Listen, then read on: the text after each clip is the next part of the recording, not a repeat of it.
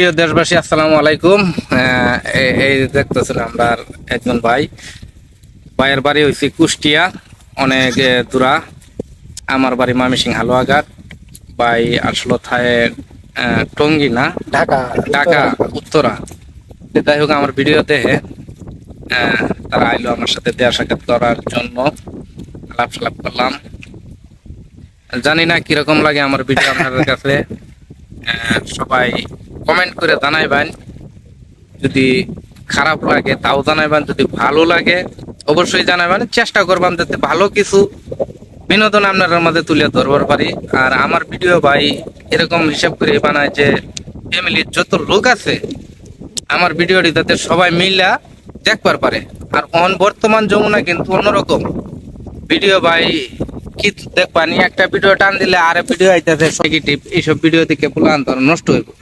আর আমার যত ভক্তবৃন্দ আছে এই পর্যন্ত কোনো ভক্ত কইবার পাইতো না যে ইসমাইল ভাই একটা ভিডিও খারাপ, অশ্লীলতা, নেগেটিভ এরকম কোনো ভিডিও বানাইছি।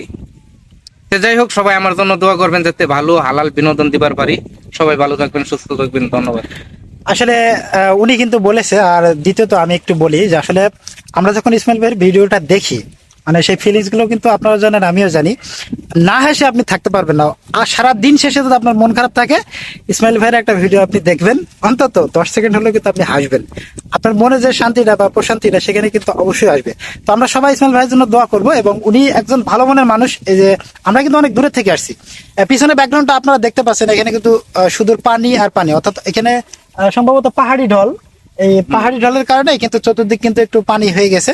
তো তারপরেও আমরা এসেছি এবং উনার যে আচরণ, আমরা আসার পরে আমরা তো বিশ্বাসই করতে পারি না যে আসলে ইসমাইল ভাই আমাদেরকে মানে এত ফ্রেন্ডলি। মানে দেখুন, এই যে আমরা দাঁড়িয়ে আছি বা কথা বলছি, আমাদের ভিতরে যে মানে কাছে বা তফাৎ, এটা কিন্তু মনে হচ্ছে না। মনে হচ্ছে একদম নিজের ক্লোজ আপন ভাই। ঠিক আছে, তো এটাই হচ্ছে বাস্তবতা। মানুষ মানুষের জন্য, একজন মানুষ আসলে তার প্রতি যে একটা আদর, ভালোবাসা, সৌহার্দ্য কি জিনিস, ইসমাইল ভাইয়ের কাছে এসে কিন্তু আমরা সেটা বুঝতে পেরেছি। তো যদি আপনারা ইসমাইল ভাইয়ের সাথে দেখা করতে চান, ঠিক আছে, তো আমরা বলবো, সাজেস্ট করবো, উনি আসলে একজন ভালো মনের মানুষ। তো চাইলে আপনারা আসতে পারেন।